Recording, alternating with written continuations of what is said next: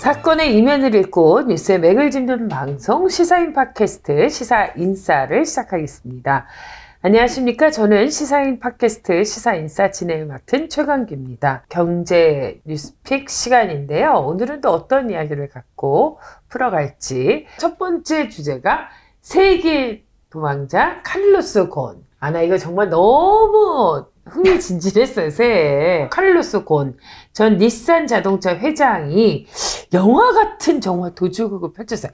2020년 벽도 이런 일이 가능할까? 와, 난 정말 너무 궁금했어요. 이 기사 흥미진진했고. 도망자 카를로스 곤. 이름도 왠지 어울려. 이름이 근데 발음하기가 카를로스 곤. 그냥 오늘 곤 회장으로 이렇게 하죠. 곤 회장. 네. 그래서 이 카를로스 곤이 닛산 자동차의 이제 지금 전 회장인데. 네. 이제 그동안 이제 비리 혐의로 좀 이따 얘기할 텐데 비리 혐의로 이제 집에 이제 연금돼 있는 상태였는데 네. 이제 2019년 작년 12월 29일 날 이제 도쿄 자택을 탈출한 거죠. 그러니까. 그래서 그때는 막 처음에는 뭐 악기 상자에 숨어서 나갔다 이런 보도도 있었는데 그래요. 그건 아닌 걸로. 그거 아니에요? 네. 아무리 그래도 지금 악기 상자에 물론 악기 이렇게 컨트라베이스 상자에 가능하신데 엄청 큰 악기. 그래도 거기 들어가기에는 좀 덩치가 크죠. 근데 그래서 어쨌든 그건 아닌 걸로. 근데 이제 그래요? 그래서 그 CCTV에 이 곤 회장이 걸어서 집을 나가는 장면이 이렇게 찍힌 게 있었대요. 그래서 이제 집을 나가서 오사카 간사이 국제공항 가서 비행기를 타고 터키에 있는 이스탄불 공항을 거쳐서 레바논에 도착한 걸로. 그래서 이 곤 회장이 레바논계 브라질 태생이래요. 네네네. 그래서 레바논에서 이제 10대 학창 시절을 보내서 레바논하고 되게 친숙한 그런 상태고. 그래서 지금 저희가 이게 방송 공개되는 건 아마 요 다음일 것 같은데 8일날 레바논에서 기자회견을 열어서 그때 이제 뭐 얘기를 한다는데 이제 자세하게 내가 어떻게 탈출했는지 뭐 이런 얘기를 할지는 안 할지 모르겠고 무슨 얘기를 할지는 모르겠어요. 어쨌든 근데 왜 탈출했는지는 얘기를 하겠죠. 그래서 어쨌든 곤 회장의 이 탈출기는 왠지 도망자 카를로스 곤 이러면 좀 멋있지 않아요? 무슨 가택연금이 이렇게 허술해요? 내 얘기가. 자기 발로 무슨 자택을 걸어나가고 이게 그래서 이제 무슨 가택연금이에요? 탈출 과정이 굉장히 화제가 됐었잖아요. 그러니까 이제 곤 회장이 이 탈출하는 게 지금 현재 8일날 이제 뭐 기자회견 하니까 그때 또 어떤 얘기를 할지 몰라서 현재까지 나온 외신에 따르면은 이제 12월 29일날 2시 반에 이제 자택을 혼자 나갔는데 그래서 이제 CCTV에 이게 잡혔어요. 이 곤 회장이 지금 비리 문제 때문에 보석 상태에 지금 있는데 닛산 자동차 측에서도 지금 어쨌든 곤 회장이 비리를 저질렀기 때문에 이 증거 같은 걸 인멸할까봐 닛산 자동차에서도 경비업체랑 계약을 해가지고 이 곤 회장을 그동안 감시를 해왔던 거예요. 감시를 했는데 이 곤 회장 측에서 그러니까 12월 25일 날 이 경비업체들이 이렇게 감시하는 게 인권 침해다. 그래서 고소하겠다고 했어요. 그래서 경비업체를 고소하겠다 하니까 경비업체에서 잠깐 감시를 중단했어요.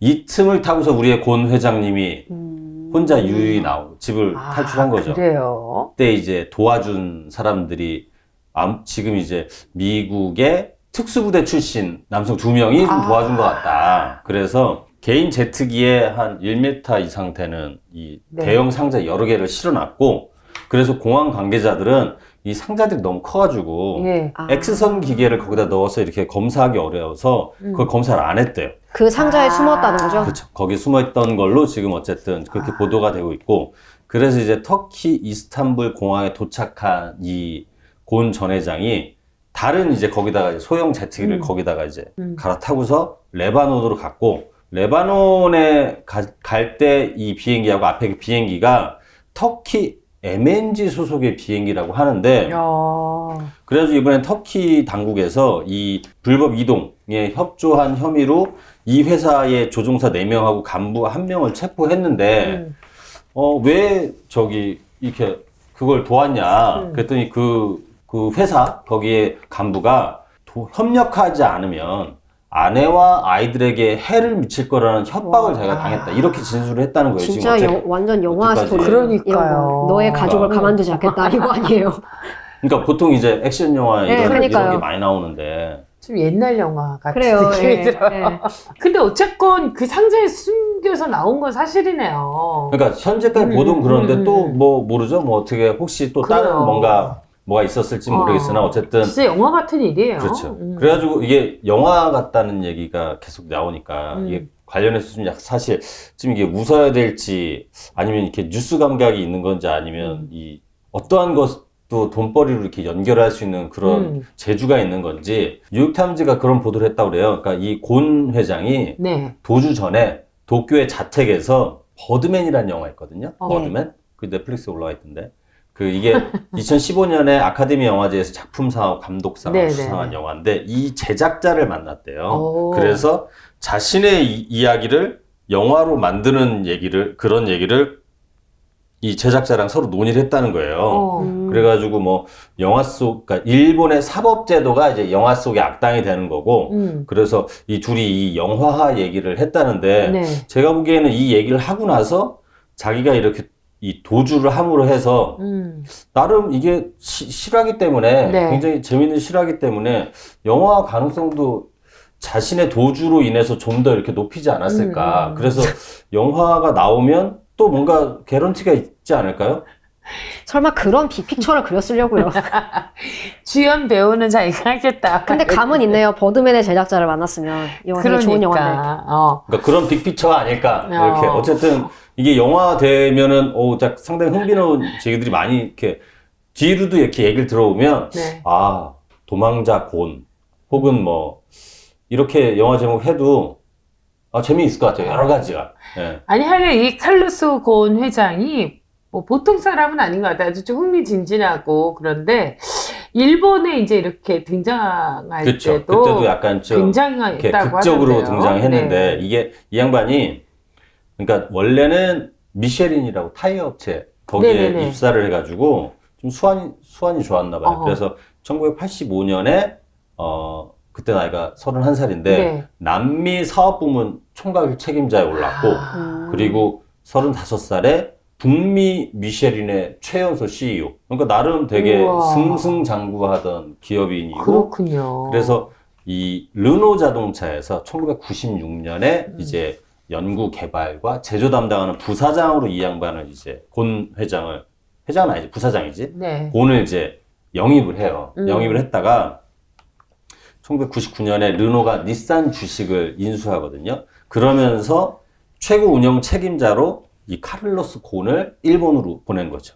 그리고 그 다음에 사장에 취임했나 그러면서 이제 닛산을 17년 동안 회사에 이끈 거예요. 근데 이제 어쨌든 나이가 그때 45살인가 아마 일본 처음 갔을 때 아마 그 정도 될 것 같은데 르노가 닛산에 출자한 1999년부터 이제 닛산을 이끌어 왔는데 이 당시 닛산이 별로 이렇게 좋지가 않았던 거예요. 1999년이면은 한국도 IMF 직후죠. IMF 외환위기 직후라 별로 이제 상황이 안 좋을 텐데 이 닛산이 1999년 회계연도에 적자가 우리 돈으로 한 7조 4천억 원 적자가 날 정도로였으니까 그때 이제 6,844억엔 적자라고 그러거든요.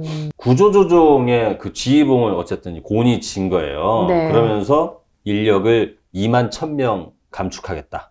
공장을 5곳 폐쇄하고 그리고 협력업체 수를 뭐 얼마 이상 축소하겠다. 그래가지고 닛산 재건 3년 계획을 이제 이 카를로스 곤이 발표를 하는데 어쨌든 이 정도 구조조정을 세게 하는 게 그래서 일본에서 완전히 혹한 거예요, 이제. 그렇죠. 그랬는데 이건 또 완전 잔혹한 영화인데요, 진짜. 그렇죠. 그러니까 일종의 사람 자르고 어쨌든 뭐 매각하고 뭐 그래가지고 어쨌든 이 양반이 이제 2000년대 사장으로 승진을 또 해가지고 자산 매각을 한 게 4,200억엔 규모 자산을 매각하고 그리고 진짜로 2만 1,000명을 잘라요. 그래서 이게 전체 사원의 14% 정도에 해당한다는데 그래가지고 어쨌든 자산 매각하고 뭐 사람 자르고 그러면은 비용 절감 이런 게 있잖아요. 그래가지고 별명이 코스트 킬러였대요. 코스트 킬러, 비용 코스트 커터 이런 별명도 얻기도 하고 그래가지고 어쨌든 이렇게 하면서 2001년도 그 회계연도 결산에서 닛산이 영업이익이 4,892억엔 그리고 순이익이 3,723억엔 실적. 그래가지고 한 2년 만에 영업이익은 한 6배로 늘리고 순이익은 1조 원 넘게 개선한 걸로. 그러니까 아유. 사실 보면 이 파산 직전에 닛산을 기사회생시킨 인물로 평가돼 왔죠. 네. 아니 근데 그런 사람이 어쩌다가 저렇게 정말 감옥에 갇힌. 아니 그래서 꽤 오랫동안 어쨌든 뭐 여기 경영도 담당하고 그랬었는데 이제 이 양반이 2018년 11월 19일 날 그 체포가 돼요.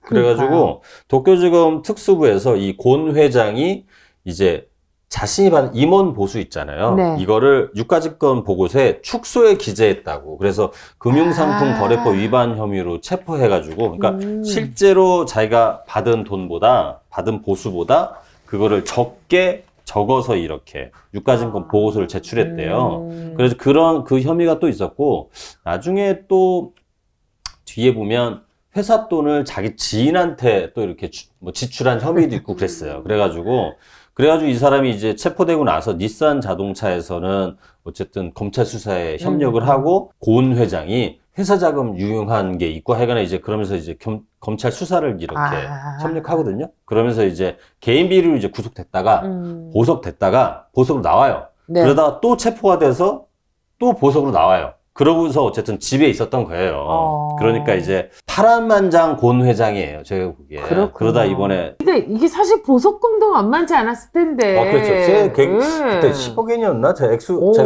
구속됐다 보석됐다 뭐. 아리까리한데 네. 꽤 많은 액수 보석금을 내고서 그렇죠. 집에 거주하시면서 그러면서 이제 도망갈 거를 호시탐탐 노리면서 그렇군요. 회사가 경비업체가 자기 감시하니까 이건 인권 탄압이다. 고소하겠다. 그래가지고 살짝 빈 사이에 싹 혼자 이렇게 빠져나오는 영화 같은. 네. 근데 어쨌든 이제 닛산 자동차가 지금까지 이 곤이 들어오면서 뭐 순이익이 또 굉장히 높게 나오기도 했지만 현재는 좀 깝깝하죠. 예, 지금 좀 답답한 형국이라고 하던데요. 네. 그래서 이제 닛산이 그래도 큰 회사인데 2018년도 회계 결산으로 한 매출이 한 11조 5,700억엔이면 우리 돈으로 한 125조 네. 뭐 이렇게 되는 회사인데 근데 지금 경영 상태가 별로 그렇게 좋지 않다고 그래요. 그러니까 지금 사실 이 완성차 업체가 지금 별로 이렇게 좋지 않은 시기잖아요. 그렇죠. 또 지금 아마 그렇죠. 판매 대수 작년에 연간 판매 대수 그게 실제로 그렇게 좋지 않아서 그런 뉴스도 본 적이 있는데 근데 닛산 같은 경우가 지금 실적이 별로 좋지 않아서 2019년 회계연도 결산에서 아마 순이익이 한 1,100억엔 이 정도 그칠 거라고 전망되는데 이게 2017년에 비하면 한 6,300억엔 정도 줄어든 수치예요. 그러니까 불과 한 2년 사이에 6,300억 정도가 순이익이 줄어들었다는 거는 어쨌든 회사 경영 차원에서 굉장히 안 좋고 작년에도 그래서 구조조정 꽤 한 걸로 그렇군요. 알고 그리고 지난해 말에 이제 도쿄 주식에서 주식 주가가 5년간 최저까지 이렇게 떨어진 상황이니까 어쨌든 회장은 도망가고 주가는 떨어지고 닛산 답답하겠네요. 닛산도 지금 어쨌든 답답한데 어쨌든 이게 뭐 닛산 잘 모르던 사람도 어쨌든 이렇게 회장님이 도망가면서 사람들이 어쨌든 이런 일이 있었구나. 노이즈 마케팅? 그렇죠. 네. 그리고 그 영화 나오면 한번 저는 나온다에 한 표. 이 영화 나옵니다 이거. 네. 그래 어디에서든지 나올 것 같아요. 네. 어쨌든 참 영화처럼 사는 분이 아닌가 이런 생각이 드는데 칼로스 곤 회장이 이제 조만간 8일날 기자회견 한다니까요. 네, 저희는 이제 이미 녹음을 한 상태이기 때문에 그것까지 전해드리지 못하는데 기자회견은 왜 하는 거예요?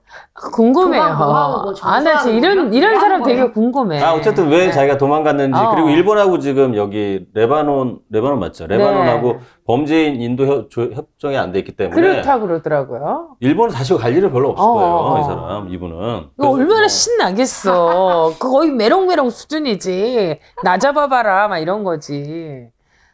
진짜 과연 또 그 입에서 어떤 이야기가 나올지 우리가 또 주목해 봐야 될 것 같고요. 다음 주에 한번 후속 기사로 다뤄봅시다. 무슨 얘기 했나? 요거 잠깐 꼭 짚어주기 바래요. 무슨 얘기 했나? 알겠습니다.